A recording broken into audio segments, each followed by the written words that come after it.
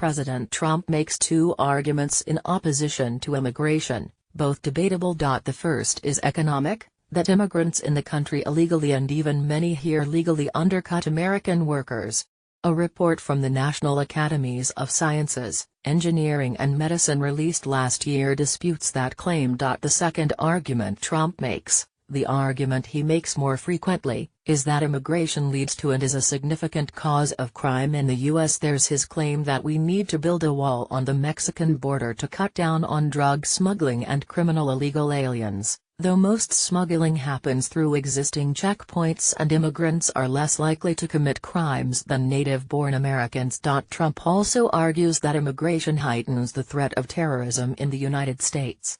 This is the motivation for his calls for a ban on Muslim immigration on the campaign trail, which evolved into his travel ban as president. Often when there's an apparent terror attack overseas, Trump rushes to link that attack to the need for greater protection in the U.S. Sometimes even before it's acknowledged as a terror attack. On Friday morning, Trump once again rushed to tie bad news from across the Atlantic to his domestic policy priorities. Via Twitter.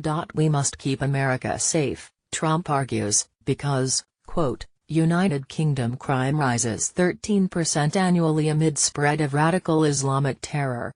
What's being quoted there isn't clear. Google doesn't return any article that includes such a sentence, and it apparently wasn't on Fox and Friends. The source of the quote is important because knowing where it came from would presumably allow us to understand the argument underlying the claim. Without that argument, we're left with the statement itself. Let's at least evaluate that. The 13% increase comes from a report released on Thursday by the Office for National Statistics in the United Kingdom. The Post called ONS and asked if the claim made by Trump was an accurate assessment of what they found. The simple answer, a spokesman told us by phone, is that our statistical release bulletin yesterday made no link between terrorism and violent crime. We asked what the less simple answer was. That is the answer, he replied. There is a simple answer. There is no long answer.